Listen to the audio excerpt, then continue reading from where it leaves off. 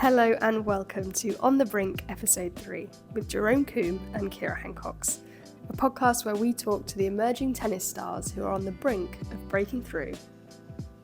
In this episode, we were delighted to speak to Marcus Willis, who you may remember from a certain centre court match against Roger Federer some years ago. He's now taking the doubles challenger circuit by storm. In fact, since recording this episode, he's actually added another challenger title to the collection in Taipei, alongside partner David Stevenson. And he's reached a new career high ranking of 81 in the world. We hope you enjoy episode 3. Make sure to follow our socials at onthebrink_pod to keep up to date with new episodes.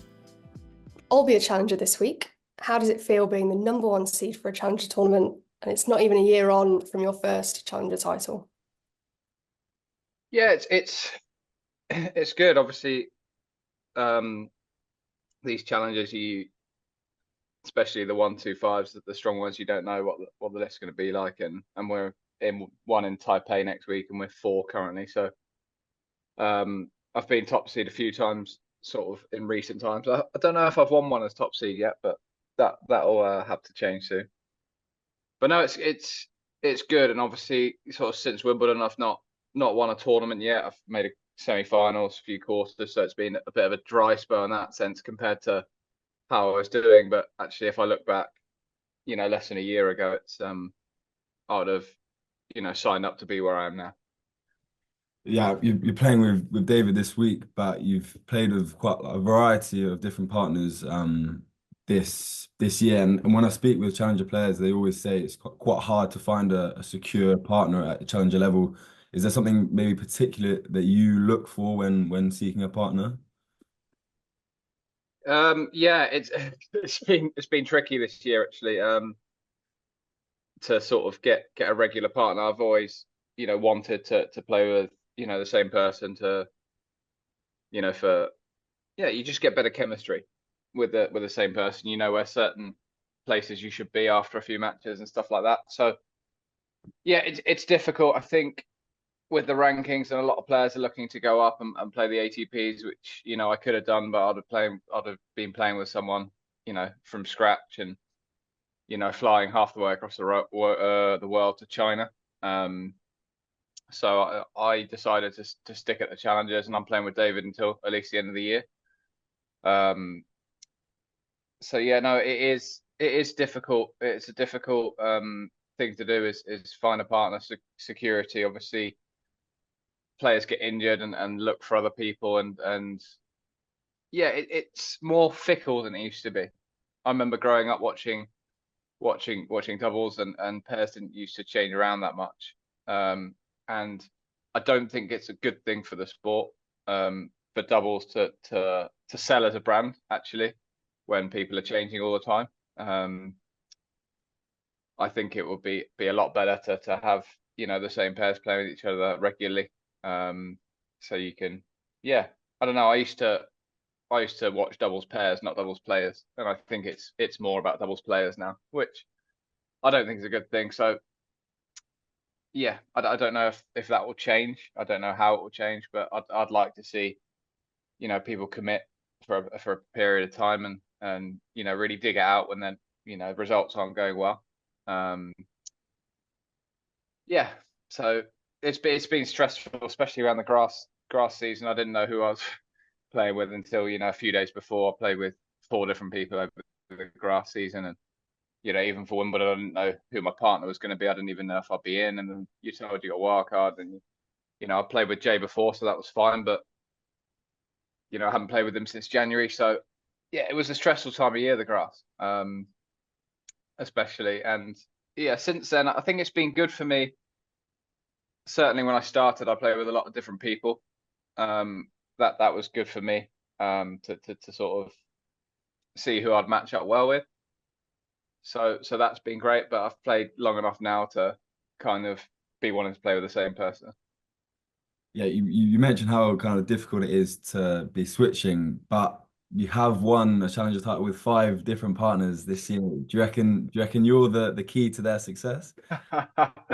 No, I mean, I've played with very good players as well, and the clay ones I've played with Fede Gomez is a very good clay singles player as well, and doubles. I won one with Scott the end of last year, which was brilliant. And yeah, I think it's just worked out. I've got a very sort of unique game in that sense. I don't play, very conventional doubles a lot of the time. So yeah, if I'm playing well, then obviously on my side of the court, I'm doing, I'm making things tricky for everyone and being a lefty and serving well most of the time.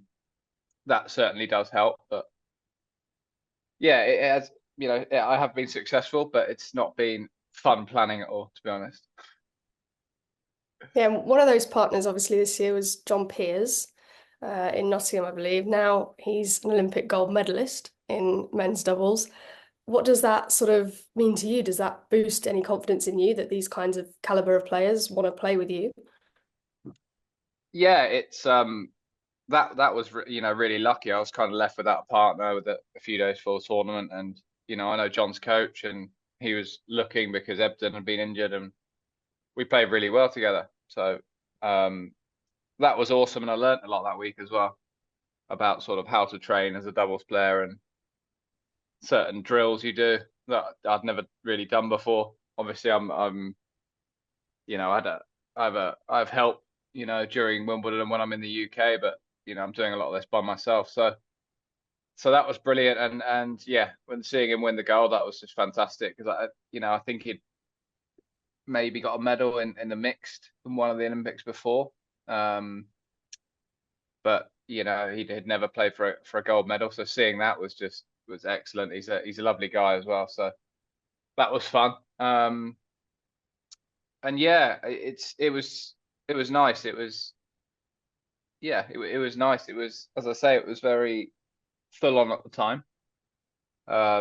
I got paired with John. We went and practiced, and then we went and played the tournament, and obviously won. So that was fantastic just for Wimbledon. And we're in touch. He's at a higher ranking than I am at the moment, so he's playing the ATPs and things like that. But opportunities might come around again to play with someone of that caliber with that experience. So we'll just see. Yeah, we'll just see. But it definitely spurred me on to change the way I was training and adapt in that sense. Yeah, and part of the reason you get to now kind of play with these caliber of players is because this time last year, you were number 194 in the world. Now you're number 99 inside the top 100. I mean, what do you sort of attribute this massive rise through the ranks to? Is there any kind of changes in your approach over the last year or so that have made that possible? Yeah, I mean, from the off, I've done my best to, obviously work hard on court and try and fit the lifestyle as professionally as I can. So, I wake up, I take, 11 different supplements. I've had my, gut health checked. I'm having blood tests. I'm doing certain exercises that fit my body. I am, So some of the stuff I'm doing, I look back and wish I'd done when I was, a 21-year-old lad. But I'm just, trying to take it a day at a time and do my best that day. That's my approach this time around, and it's the best I've done. So I'm not thinking too big about goals, numbers, things like that. I never did. I have a rough idea of where I want to be, and I did from the start. But yeah, I'm just taking it a day at a time and trying to add things that might help me a little bit more. Yeah, I mean, speaking of goals, you said you don't really want to set them for yourself, but I did read that you set a goal of July this year to be 150, and that was when you were actually at a career high of 95. So do you feel like you're underestimating your own abilities with these goals, or do you? Maybe, but I mean, I'd went on a run of 14 match tiebreak wins in a row. So you turn that round. I've lost a few recently. Had I not, had I won 10 out of 14 or 9 out of 14, I might not be at the ranking I'm at now. So a lot of these matches comes down to a couple of points, and I wouldn't say I'm lucky, but I wasn't unlucky in a lot of those. So yeah, although I'm at a ranking, I'm very aware that it could have been different, and it always can be different if you're losing 10-8, if you're losing match tie breaks. There's some players that have had a bad year on the match tie breaks, and had they won half of them, they'll be a lot higher. So I think it's a case of just, hanging in there and trying to compete as well as I can and put myself in the situations where you can win. And it's doubles is amazing like that. You can go on a run of, match tie breaks and be on the right side of a few matches, and before you know it, you're in tournaments you didn't think you could be. In the same way, if you go on a bad run, you could be, back where you started at, a couple of years ago. So again, I'm very much aware of where I'm at, and obviously I've won a lot of matches and things like that. But the goal is to, in the ideal world, win these matches without getting to match tie breaks, which isn't always always possible. I think everyone's trying to do that, but the next step is, the top players, the really top doubles players would be, winning a lot of these matches in straight. So it's just a case of trying to get 5-10% better, win 5 more matches than 5 more points in a match than I currently am. So you're looking at data, you're looking at serve patterns, you're looking at where to hit the ball on big points. Excuse me. So it's getting into the nitty gritty of looking for that extra 1% now. Do you still get tight in these match tie breaks, or do you think that's kind of like you're past that phase? Yeah, that never really goes. Match nerves, match tightness. Some more than others. But again, if I try and just focus on the point ahead of me, that eases. But no, some matches are worse than others. I don't really have a plan for it apart from trying to stay in the now. But I suppose it's a good thing. If I wasn't nervous, then that's strange. I care. I'm very incredibly competitive. I always have been. So I'm out there to win. And if it's 8-all and you got a second serve, I'm not feeling super loose about the whole situation. But no, as I say, some tournaments are worse than others. Some are better, and you just got to try and get through that moment, I suppose. But no, nerves are still there, very much still there. Yeah, I can imagine. I just wanted to talk briefly about the GoFundMe page.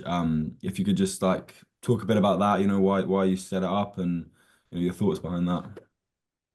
Well, before I came back, obviously I was coaching, and I really thought I was done with professional tennis. During lockdown, funding it's incredibly expensive.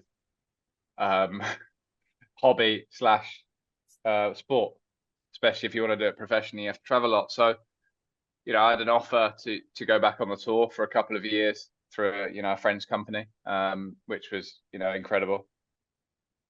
And after a bit of time, the friend's business wasn't doing so well, so he had to sort of pull funding, and there I was left at, I can't remember what ranking I was at, but I was kind of on the verge of breaking into challengers and really getting going and really starting to play well, and I was stuck really, because if you're not playing tournaments, I'm coaching or I'm doing something else. It's not like I've got at the time I didn't have a regular income because I was playing tournaments, in which you have to fund to get there and everything else. So at the time it wasn't like I'd absolutely nothing, but I would have run out very quickly.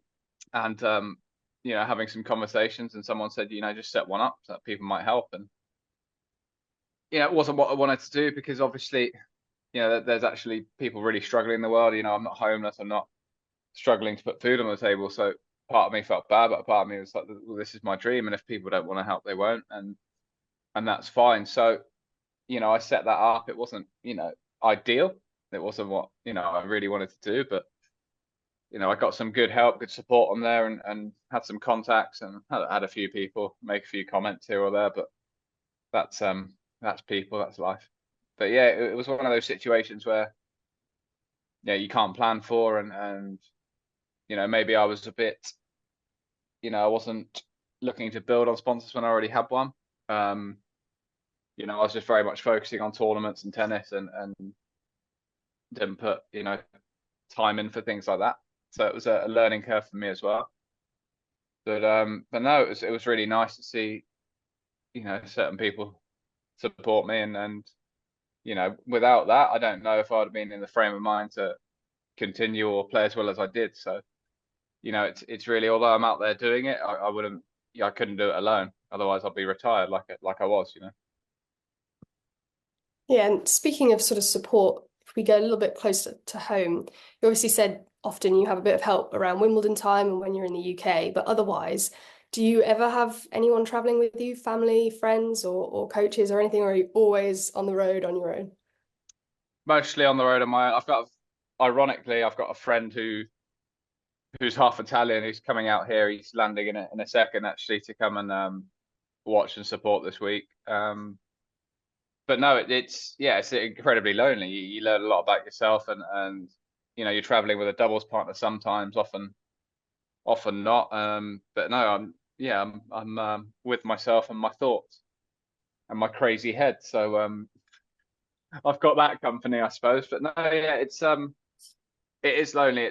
I think people underestimate it when you tell them, I'm traveling here to play a tournament. Oh, you're so lucky. It's yes, I am. I'm very grateful to be doing what I'm doing. But the minute I'm landing, I'm handing a racket into the stringer, and I'm not putting my flip-flops on and going to the beach. I'm not taking my camera around the town centre. It's very much, tennis courts and a hotel and gym, and getting to sleep on time and checking the schedule for the next day and booking my practice court. And if there's not a practice court, I need to find one off site, and then going into the gym, seeing what equipment they've got, to then message my trainer at home and say, this is what we got this week. It's very, very full on. I get excited talking about it because it's a tournament. It's what I do. But yeah, I'm not traveling the world seeing a lot of things. And when I've got a day off, I'm often trying to train or improve or get in the gym. I'm not thinking about sightseeing. So yeah, it's lonely, but again, I've always got something to do. I've realised I shouldn't really be bored. If I've got an hour, I can go and stretch. I can go and do something to improve. So you get used to it. You fill up your time with good things. But yeah, no, it can get lonely at times. It can get tiring. Like yesterday morning, I was up at 3:45 for a flight, and then landing and straight on the practice court, and had a little bit of a lull in the afternoon.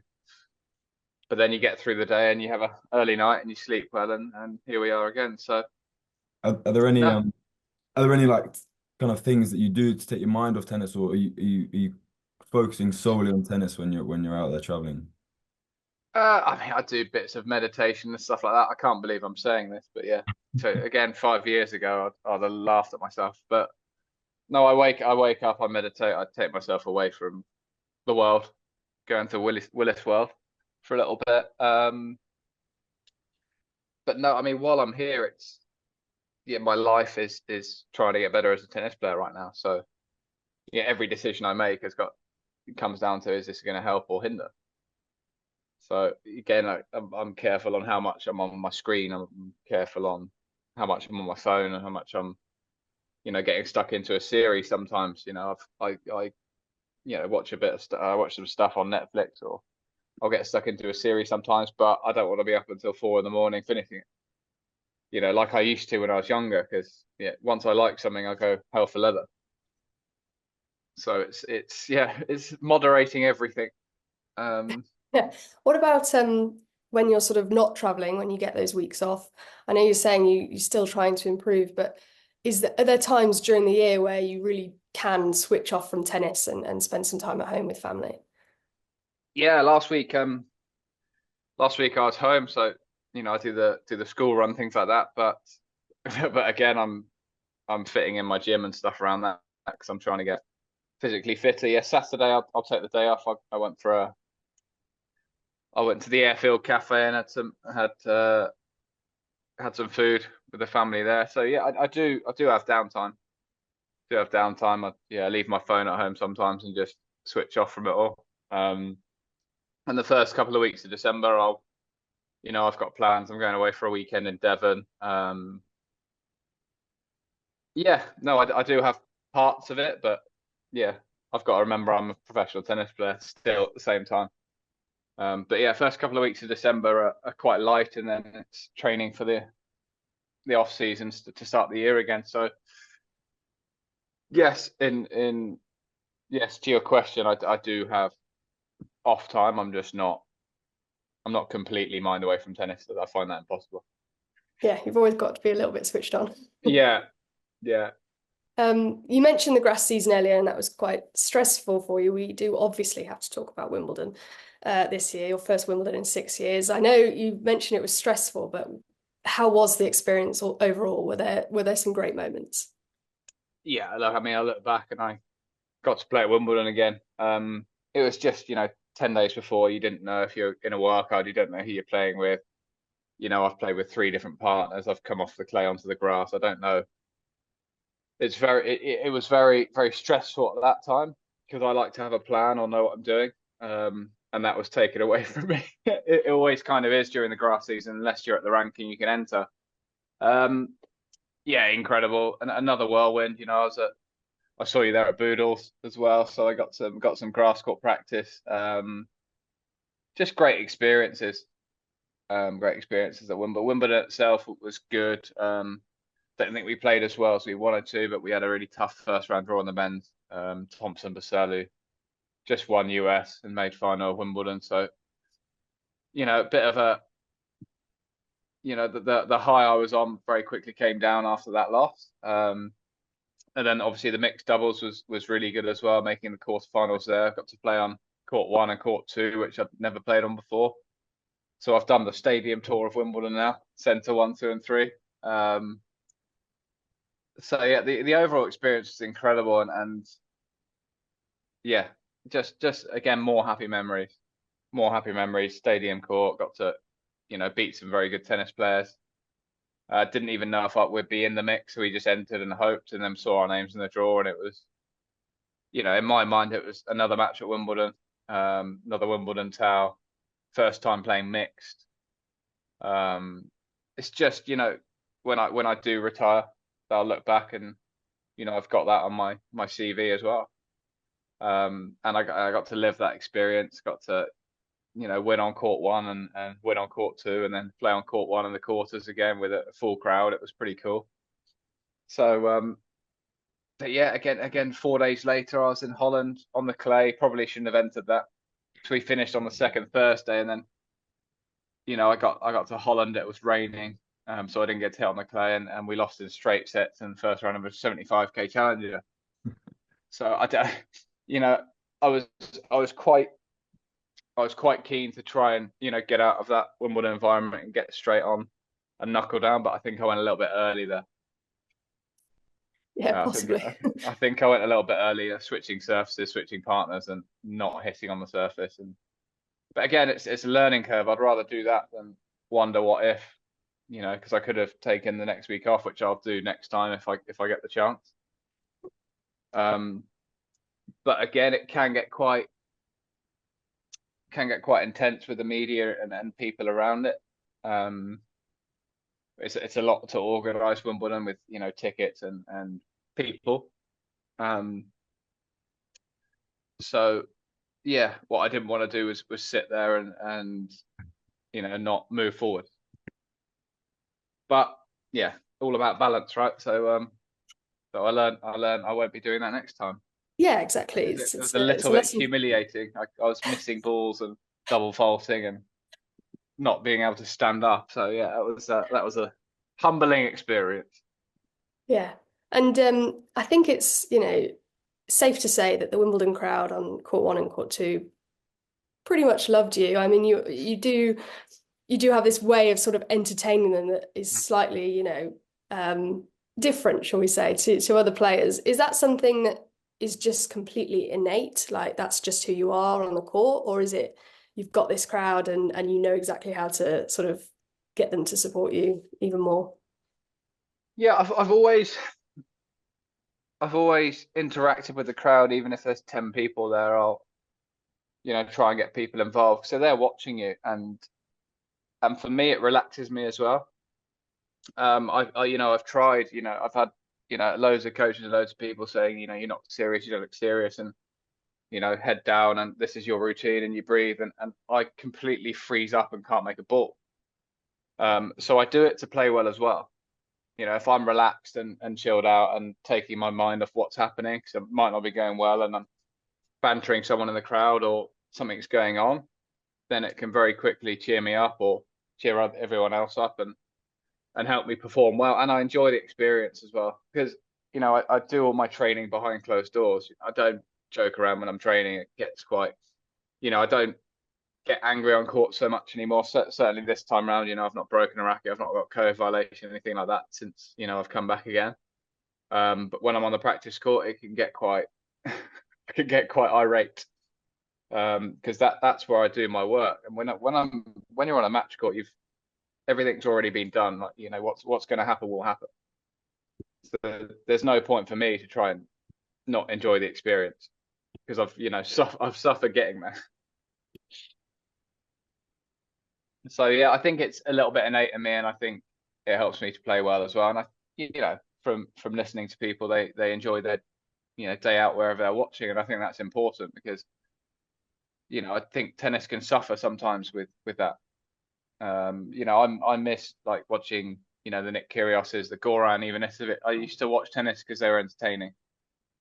And although there's some amazing tennis players out there, you know, some of the best in the world, you know, if it's on TV, and, you know, sometimes I will switch it over sometimes, because I'm not, you know, I've seen tennis all my life, and I can predict what's going on, and there's just nothing going on. So, you know, Medvedev, Tsitsipas, all those guys, Kyrgios, for me, they're good for the sport, because they bring something a little different, and some human reactions and quirks that, you know, we don't quite see from a lot of other players. Yeah, absolutely. And you mentioned about the sort of Wimbledon media, don't know if we can call it a circus, but perhaps media circus. It's sort of a big, you know, it's such a huge deal in this country and all over the world for tennis. But how much does that sort of take up your time during Wimbledon, and how difficult is it to navigate that sort of mad media attention for that week or 2 weeks?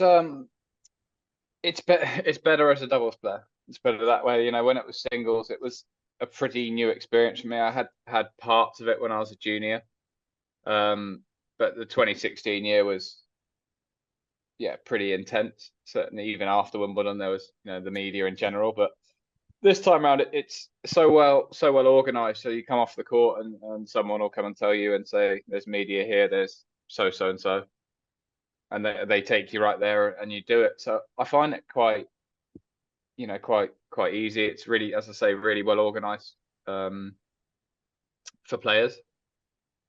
It is, you know, after the event, I do find it quite tiring. But it's not just that. It's also organizing, you know, which court am I on? How many tickets have I got? Sorting the passes out. You know, who's coming today? You know, mum and dad coming today. Who's things like that. It's quite. But I had Adam with me this year, Adam Lansborough, who was helping with that as well. So just the whole experience, and practice courts, and booking the car. It sounds very upper class problems, doesn't it? I've got to book my Wimbledon car. You know, it's so tiring. But I think all of it as a package, it can be quite tiring. But no, the media actually at Wimbledon's really easy. I find it really well organized, and you kind of know where you stand all the time. Yeah. So it's okay. Yeah, and you said it's easier as a doubles player.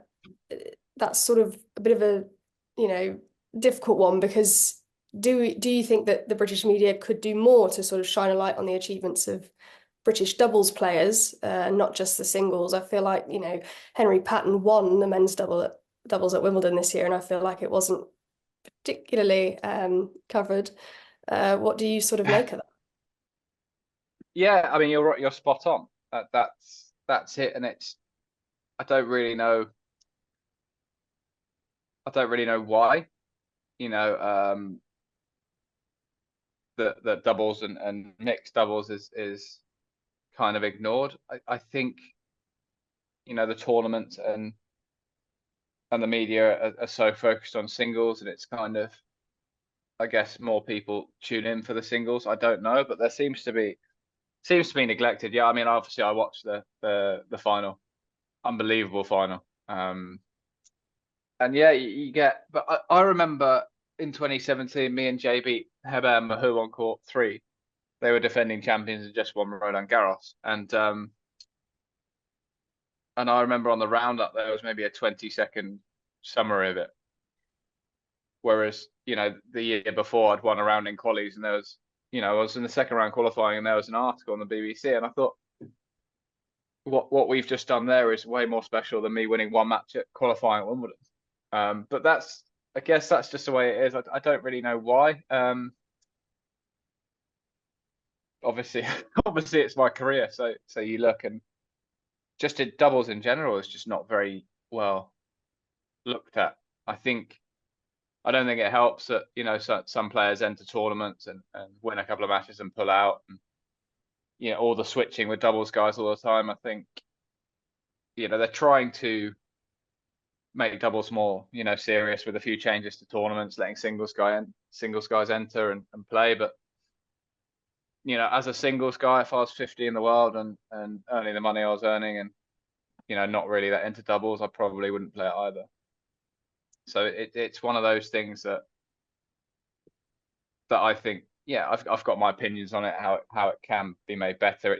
I think it could be a completely different sport to singles, completely different skill set, and as I said, regular pairings. But no, it's disappointing. It's disappointing not to see more of it because I'm interested. A lot of what I watch on my ATP app is doubles. Obviously, it's what I do, but I find some singles matches I'll watch, like I'll watch Jake Fearnley or my friend Fede if he's playing on the clay, or certain people or certain matches I will stick on for singles, but I find doubles more edge of your seat actually nowadays. So yeah, I don't know why, but I don't think it's a priority for anyone, for the media, for the ATP, for when you look at some of the wildcards given out, not just in England but all over the world for doubles, it's all young singles players who don't play doubles through the year, and it kind of, why would people be interested if half the players playing aren't that interested? So there's a lot of mini problems within it, I think.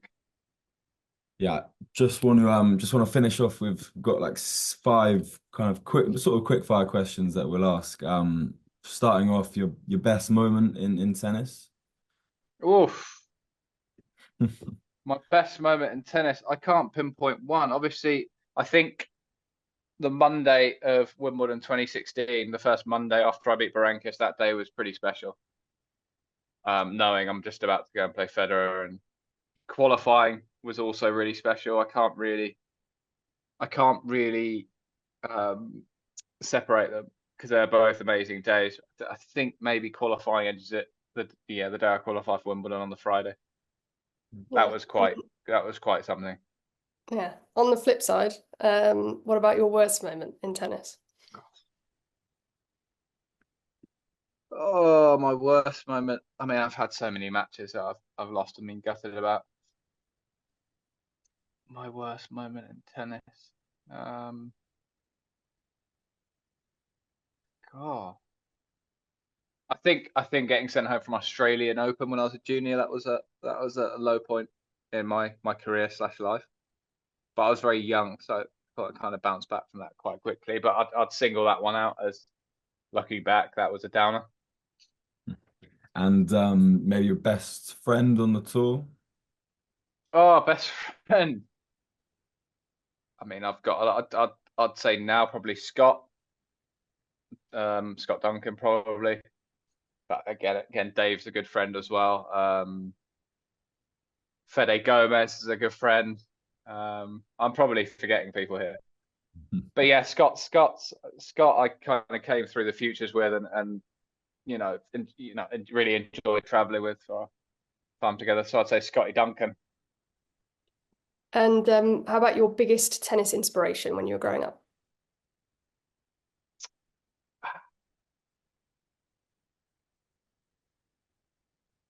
So Goran got me watching tennis, Ivanisevic, and then Henman and Brzezinski I used to watch every year. So I used to watch all their matches and spur them on. So any one of those 3, I'm beating around the bush here, sorry. Good, it's good. And last one to finish off, If we spoke maybe this time next year, where do you see yourself? Oh golly. Either at Norwich 25k futures or just after US Open, loving life. One of those two. Hopefully, I'm not standing still, but